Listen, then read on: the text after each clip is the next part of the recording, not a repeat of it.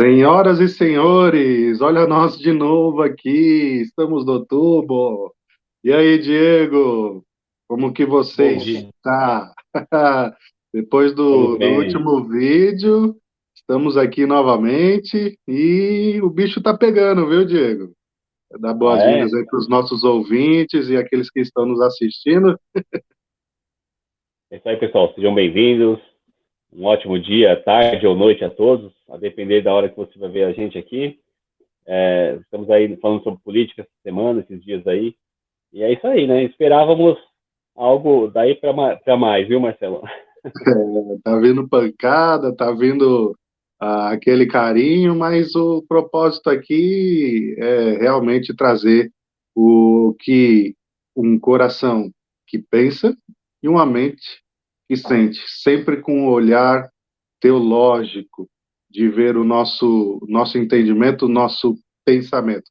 E hoje, Diego, nós queremos fazer um outro react e também vai dar pano para manga, isso aqui, como diziam os antigos. A gente vai ver hoje dois vídeos, e um vídeo sobre o Lula e um vídeo sobre o Bolsonaro. E nós vamos falar sobre o político de estimação. E, Diego, eu não posso deixar passar essa pergunta. Qual é o teu político de estimação, Diego? Não, não, não, não, não responde, não responde, não responde. Vamos ver o vídeo. Deixa os nossos ouvintes aí com aquela interrogação na cabeça, tá bom? Vamos ver os vídeos aqui. Espera lá. Você que está nos ouvindo aí no Spotify, você vai ouvir o vídeo e aqueles que estão assistindo vão poder assistir o vídeo também. Nós vamos ver o primeiro vídeo aqui. É um vídeo ah, aqui é da Assembleia de Deus, né, onde o Bolsonaro está com alguns pastores tomando a ceia, o sacramento da ceia.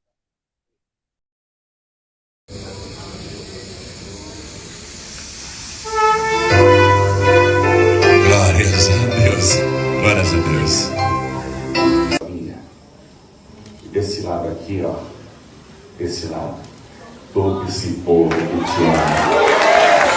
Desse lado aqui, todos os irmãos. Porque o sol ainda não se pôs. Mas acredito que saiba muito melhor do que eu as notícias tão fresquinhas que nos chegaram da China nesses últimos dias, do que diz respeito, certo? A forma de ensino que algumas pessoas têm de chamar sistema de educação. Para mim, o sistema de educação é a família. A escola só tem aí a função.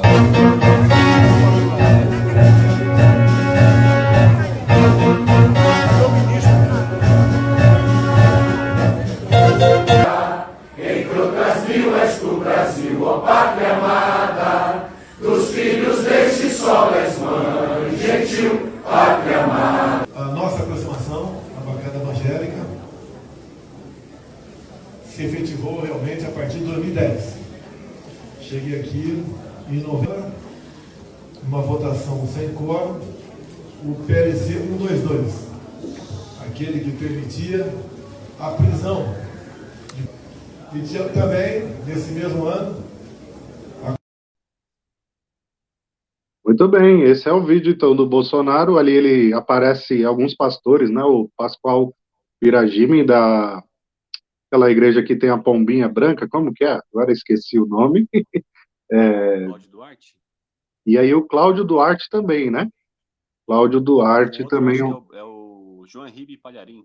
Isso, João Ribe Palharini, né? Não é Pascoal Piragimi, não. Pelo amor de Deus, Pascoal Piragimi é o pastor da Primeira Igreja Batista de Curitiba. Muito bem, ali está o Bolsonaro, então, né, recebendo a bênção ali dos pastores, falando no púlpito e tudo mais.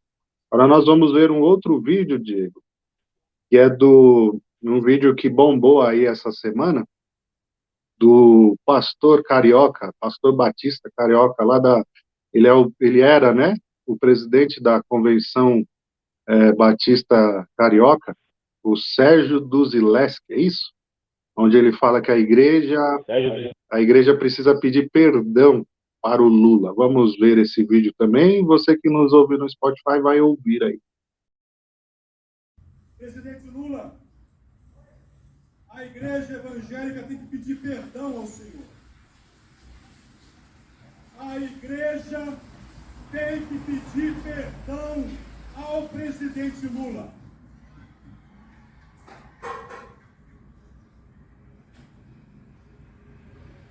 O Senhor não foi só alvo da injustiça do judiciário brasileiro. O Senhor tem sido alvo da injustiça do clero brasileiro. E eu me envergonho por isso, presidente, porque o Senhor não merecia e não merece continuar passando por essa injustiça. Muito bem, Diego. 2 vídeos aí de 2 candidatos à presidência da República, os 2 primeiros colocados, e aqui eu gostaria de deixar bem claro para você que nos ouve e nos assiste, nós não estamos fazendo militância nem para um nem para outro candidato, o ponto aqui não é esse, tá bom? Nós não queremos influenciar o seu voto, só colocamos esses 2 porque pelas pesquisas aí são os 2 principais, tá bom? Mas existem outros candidatos aí, e talvez seria até importante citar o nome deles, não tem problema nenhum, né? O Ciro Gomes, Simone Tebet e outros aí que agora me foge o nome, mas os mais conhecidos, a princípio, são esses 4 aí que me vêm à mente. A questão aqui, Diego, é até que ponto um cristão ou uma igreja pode ter um político de estimação? Até que ponto a igreja deve servir de palanque para político? Isso está em acordo com o pensamento teológico que nós enxergamos nas Escrituras? São perguntas importantes nesse processo eleitoral que o nosso país tem vivido, porque isso vai trazer consequências. Sendo A ou B ganhando, ou C ou D, independentemente de quem seja, uma boa parcela da população vai ficar a ver navios e aí, como que fica o pós? Já que você está se posicionando agora a favor de A, B ou C, e aqui eu não estou fazendo juízo de valor de quem você se posiciona ou deixa de se posicionar, mas qual deve ser o nosso comportamento enquanto cristãos, enquanto igreja, nesse processo eleitoral? Eu acho que o ponto aqui é esse. Perfeito, Marcelo. Eu penso que a gente precisa clarear um pouquinho mais o papel da igreja, né, em relação ao Estado. Porque muitas vezes a gente age no ímpeto da pessoa física apenas, né? A gente aprende isso, né, desde pequeno, a lutar pela nossa vida, pela nossa sobrevivência. A gente vive num país de terceiro mundo que é muito difícil, é um país muito carente de políticas públicas. E claro que todo político que vem te prometendo coisas que vão resolver o teu problema tende a te cativar, se você não tiver muito esclarecimento, né? Se você não tiver uma plena consciência da complexidade das soluções, você tende a se deixar levar pelos discursos e propostas de campanha. E eu, enquanto cristão, eu tenho noção do que a gente está vivendo hoje. Eu tenho noção do avanço da agenda progressista. Eu tenho noção do quão isso é destrutivo para as nossas crianças. Eu sei muito bem o que eu quero para as minhas filhas. Eu tenho 2 filhas pequenininhas. Eu não quero que elas cresçam achando que elas podem se trocar de sexo quando elas vão entender. Eu não quero isso. Só que os nossos temores não podem ser despejados num candidato. Assim como eu não posso querer que as pessoas que estão na rua, as pessoas pobres, as pessoas necessitadas, sejam salvas por um candidato apenas. É muito simplista eu pensar assim. Então, o que eu vejo a sociedade dividida entre dois tipos, pelo menos no discurso, né? Eu não sei se no coração dessas pessoas é assim mesmo, né? Mas o que eu vejo é a sociedade dividida entre 2 discursos. Um é justiça social. A gente tem que votar no Lula porque ele é o candidato que vai promover o bem-estar para o pobre. E outra, pelo discurso moral. Não, vamos votar no Bolsonaro porque senão a moralidade da sociedade, que já está ruim, vai degringolar de vez. E ok, eles defendem esses discursos, isso faz parte da ideologia que eles abraçaram, e tudo bem, e você pode escolher entre um e outro. A questão aqui, que a gente quer bater é, como a igreja interage com esses 2 assuntos, com esses 2 temas? A igreja pode abraçar um só e abrir mão do outro? Não, não pode. A igreja não pode só prezar pela questão moral e deixar os pobres de lado. E também a igreja não pode abraçar somente a questão da pauta dos pobres e deixar a moralidade que a gente aprendeu com Cristo de lado. Jesus deixou bem claro: aquele que cumpre os meus mandamentos é o que me ama. E Jesus vem para trazer uma transformação de vida para nós. Então tem que transformar nossa moralidade também. É aí que mora o perigo, quando eu abraço um desses candidatos, a esse nível que nós vimos no vídeo. Ao nível em que eu transformo a minha teologia para abraçar, para me adequar ao candidato A ou B. Esse é o grande problema. E aí a gente perde todo o sentido de ser de igreja, porque a igreja, ela é uma voz profética, né? Como que esse cara, esse pastor aí, esses pastores que ministraram a ceia para o Bolsonaro, eu acredito que na Assembleia de Deus, embora só fazendo um adendo aí, viu, Marcelo? Esse culto foi promovido pela Frente Parlamentar Evangélica, tá? A conhecida bancada da Bíblia, né? Mas tudo bem, eles estavam fazendo um culto e chamando a ceia de Santa Ceia, e na concepção deles a ceia é santa, é algo santo. Como é que a pessoa adapta essa santidade da ceia a um homem que se diz católico? Nada contra os católicos aqui, só para dizer o seguinte, que existe uma doutrina, existem pessoas que estão aptas a tomar a ceia e outras que não. Aí, de repente, eu adapto essa teologia para poder agradar o meu candidato. Você entende o nível das coisas?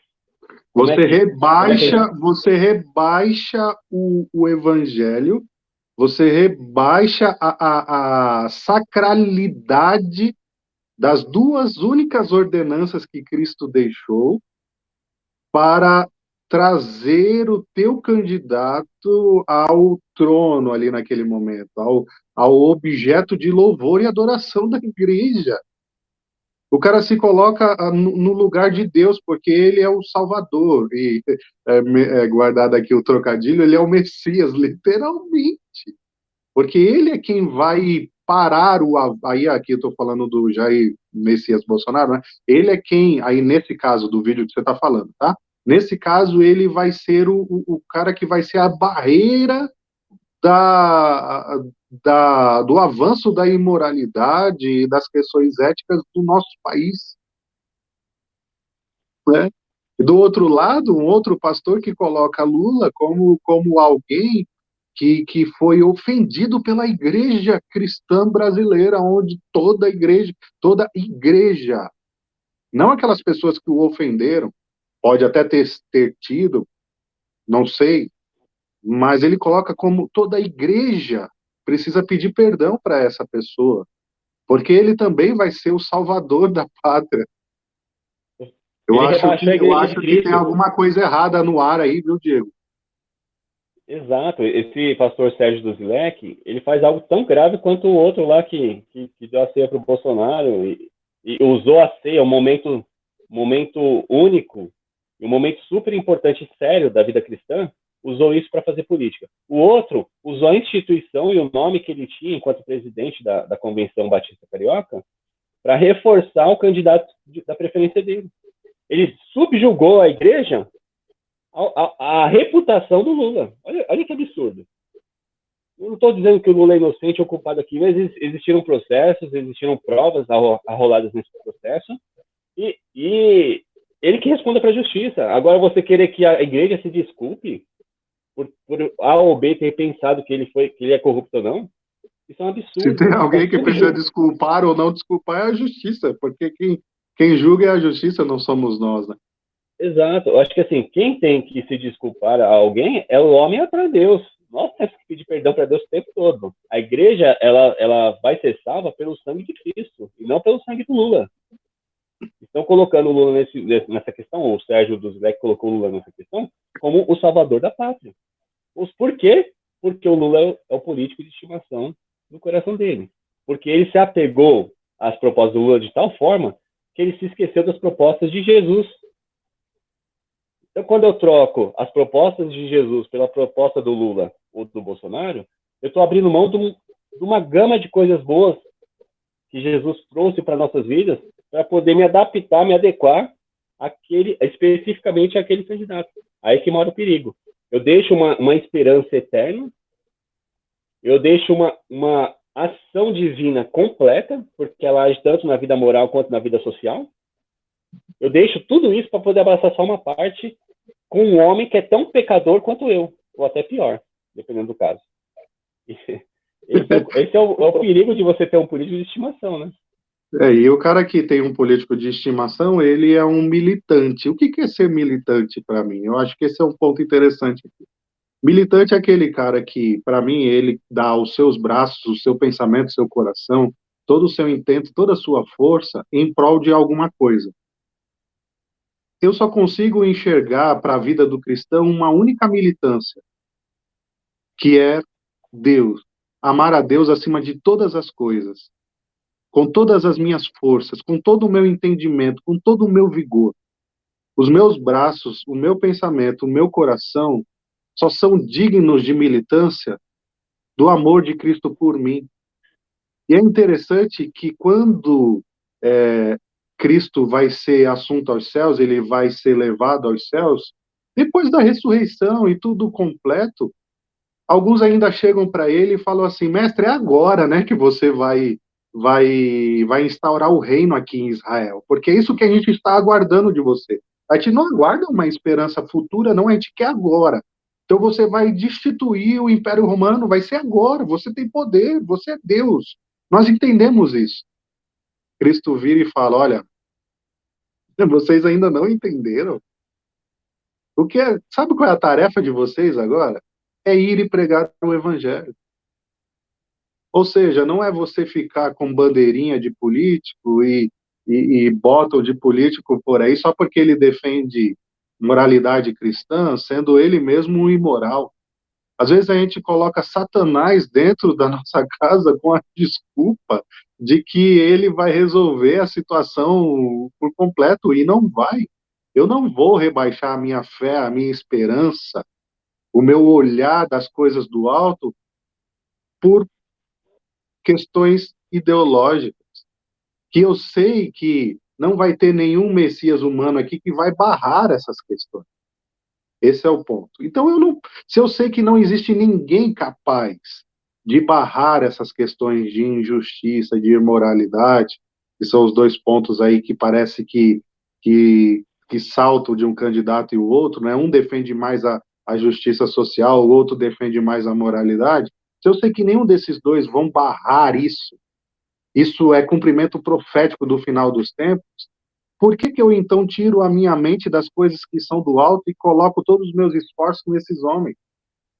Trazendo ao ponto de trazê-los para o púlpito de dentro da igreja e de um momento santo, de um momento sublime, de lembrar da morte do meu Senhor Jesus Cristo, que é a ceia, e transformar isso em um ato político. Ou de trazer a ideia de que a igreja que teve pelo sangue de Cristo foi comprada, precisa pedir perdão para alguém que foi julgado, condenado, depois absolvido, aí é uma outra questão na esfera política. E o pecador, né? O pecador da mesma maneira. O pecador da mesma maneira. Você vai submeter a igreja, a noiva de Cristo, você submete ela a um pecador. Se submete a um pecador como se ali fosse um Jesus Cristo que os judeus que o crucificaram precisassem pedir perdão para ele, porque ele é o salvador da pátria, é ele quem vai resolver todas as situações. Nós sabemos que não. Então, eu vou colocar todos os meus esforços, sim, na piedade, porque não tirando o meu entendimento, obviamente, do meu papel cívico, eu tenho um papel cívico. O meu papel cívico enquanto cristão, além de orar, interceder pelas autoridades e me submeter a elas, porque isso é mandamento bíblico, é de cumprir com o meu papel, de ir lá e votar no candidato que mais se adequa ao que eu enxergo das Escrituras, mas não ficar por aí bradando que fulano ou ciclano é o salvador da pátria, como se ele fosse o meu salvador pessoal, como se ele fosse o meu político de estimação. Exatamente. Duas coisas aqui que eu gostaria de deixar como mensagem assim final. Não podemos submeter a nossa comunhão com Deus a político nenhum. E também não podemos submeter a nossa comunhão com o próximo a qualquer candidato. Se o seu jeito de pensar política o seu jeito de se relacionar com a eleição está fazendo você quebrar esses 2 mandamentos que Jesus deixou, ame a Deus sobre todas as coisas e ame teu próximo como a ti mesmo, então algo de errado está no seu jeito de pensar política. Você precisa repensar. Porque esses 2 princípios fundamentais, esses 2 mandamentos que Jesus resumiu os 10 mandamentos aqui nesses esses 2 mandamentos têm que nos reger. Tem até irmãos aí, né? E aí vou colocar entre aspas, porque é a forma como eles se expressam, que fala assim, se o fulano é cristão, mas é cristão de esquerda, ele não é cristão. Opa, peraí, gente, calma, muita calma nessa hora. Você então você está reduzindo a graça e a misericórdia de Deus sobre a vida daquele irmão a uma ideologia política. Você só pode ser cristão de verdade se você for de A ou se você for de B. Peraí, meu irmão. Você está submetendo o poder do evangelho, que é a salvação para todo aquele que crê em Cristo, a uma ideologia política humana falha. Eu acho que quem precisa rever a fé é você. Perfeito. Perfeito. Não existe nenhuma ideologia que vai resolver o maior problema que o homem tem, que é o pecado. A gente sabe qual é a única solução para o pecado do homem. E está longe de passar pela política.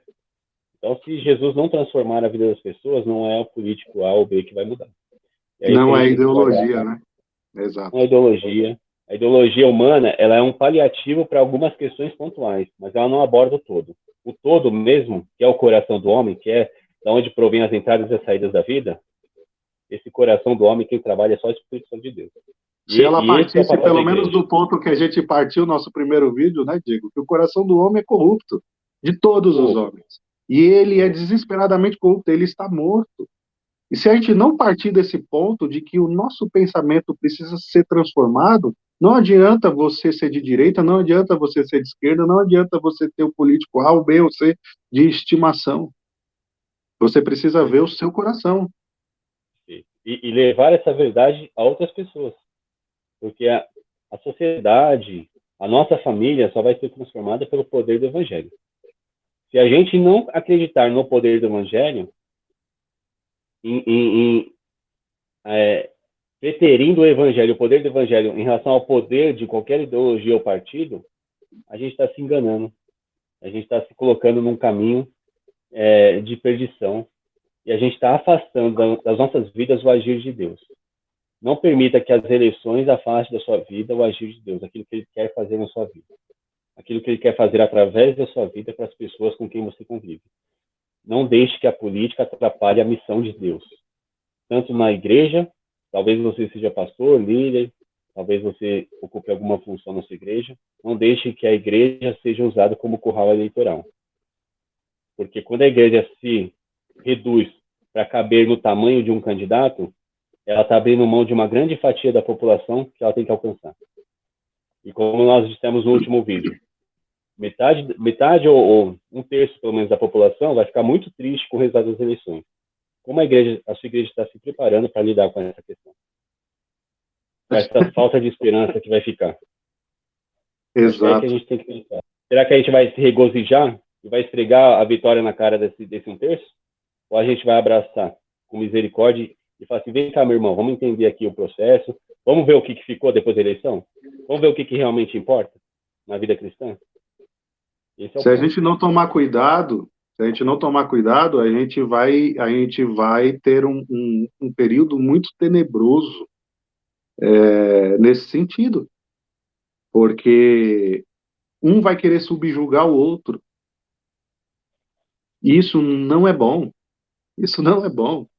E sabe o que me assusta, Diego? É quando eu perco a visão do reino de Deus, que ele mesmo disse que não é deste mundo. E aí você vê pessoas falando assim, mas esse negócio de você querer viver só em leitura da Bíblia e oração e se abster dessas questões, isso não é bíblico. E eu gostaria de dizer aqui que não tem coisa melhor e não tem coisa maior para você fazer do que você viver uma vida de joelhos e debruçado na palavra de Deus. Porque quando você deixa de praticar isso, aí é que você coloca os seus olhos neste mundo. E eu quero dizer para você que se você colocar os olhos neste mundo, você vai ver coisas que você não gostaria de ver. Se você colocar os seus olhos neste mundo, tirar os seus olhares da oração e da leitura da palavra de Deus, você vai tirar o seu coração da esperança, que é o que você está falando, Diego. E eu fico assombrado de ver que existem pessoas que estão vivendo dessa maneira. A melhor maneira para a igreja se posicionar e o cristão se posicionar no momento de eleição é ela estar de joelhos, clamando. E aqui eu não estou falando que você não deva se envolver. Você deve se envolver porque você faz parte do processo. Você faz parte do processo político, porque você é cidadão, você está aqui presente neste mundo. É papel do ser humano, é papel da igreja. Mas qual é o papel da igreja? Qual é o papel do cidadão? O papel da igreja é de autonomia, não apoiar o lado A ou o lado B, mas é como uma voz profética, realmente falar o que a palavra de Deus diz. Você, como cristão, qual é o seu papel? Viver aquilo que a palavra de Deus diz. E mostrar através do teu testemunho, o que a Bíblia ensina para você. Viver através do teu testemunho o amor de Cristo para todas as pessoas, independentemente de quem elas sejam, seja de direita ou seja de esquerda. O problema é que a gente defende muitas coisas e a gente esquece de viver na prática. E tem um ditado que diz assim, Diego, as tuas ações falam tão alto, mas tão alto que eu não consigo ouvir o que você diz. Tem muito cristão defendendo aí a ideia de ser contra o aborto, de ser contra a ideologia de gênero, e tudo isso é muito bom. Mas como você tem vivido no teu trabalho? Como você tem vivido na sociedade? Como as pessoas têm te enxergado enquanto cristão? Eu acho que mais do que defender perante um organismo podre, que é o partido político e outras questões, é você viver na prática, na tua casa, com os teus parentes, é você viver na escola, na faculdade, no teu trabalho, viver uma vida que mostra quem é Cristo. A igreja perdeu a essência do evangelho. Perdeu, Diego. Abraçou um outro viés que não é o evangelho. E quando a gente faz isso, a gente perde a nossa relevância. E para uma boa parte da população, como você falou, o ano que vem, a igreja não vai ter relevância nenhuma. Na verdade, ela vai ser vista como alguém intransigente. Alguém que não existe diálogo. E isso é muito ruim. Isso é ruim porque compromete a missão da igreja, né, Marcelo? Bom, enfim, como mensagem final que nós podemos deixar é isso. Não coloque suas esperanças num possível salvador da pátria. Nem Lula, nem Bolsonaro são salvadores da pátria. Até porque vocês têm que saber que o presidente da República pode muito, mas não pode tudo. Nós temos um Congresso, nós temos um Supremo Tribunal Federal, nós sabemos que nós vivemos um sistema de freios e contrapesos. Então não adianta a gente achar que elegendo um presidente a gente vai salvar o Brasil. Inclusive, eu gostaria até de perguntar, será que você já tem definido aí o seu governador, o seu senador, o seu deputado federal, o seu deputado estadual? Se você não tem definido, é sinal que você não está se preocupando com a política em si, está se preocupando só com o candidato à presidência. E isso é muito ruim também. Então, isso demonstra o quanto que você não entendeu nada a respeito do processo eleitoral brasileiro. É muito mais importante você ter um deputado federal que tenha um entendimento a respeito das causas que você acha justas do que o presidente. Perfeito, não porque o presidente não seja importante, ele é importante, mas quem vai criar o projeto de lei é o deputado. O presidente ele pode vetar, mas nasce no Congresso. E a única forma de um presidente que não tem um Congresso ao lado dele fazer algo bom é comprando o Congresso. É fazer algo bom por um meio ruim. Ninguém quer isso também. Então, como o Marcelo colocou, pense em quem você vai votar para o Legislativo, porque senão as pautas que você não quer vão avançar do mesmo jeito. E você brigou à toa, você se matou à toa pelo Bolsonaro ou pelo Lula. Então, gente, é isso aí, pessoal. É o que eu tinha para dizer aqui, pelo menos, viu, Marcelo? É isso aí. Que Deus abençoe vocês, gente. Curta aí o nosso vídeo, compartilhe, se inscreva no canal, deixe seu comentário, tá bom?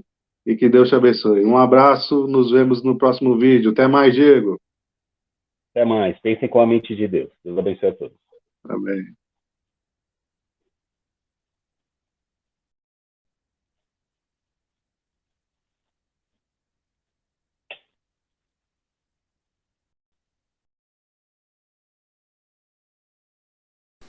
E talvez o deserto que você tem que escolher é o deserto da política. Que em momentos como o nosso, que estamos vivendo hoje, de polarização,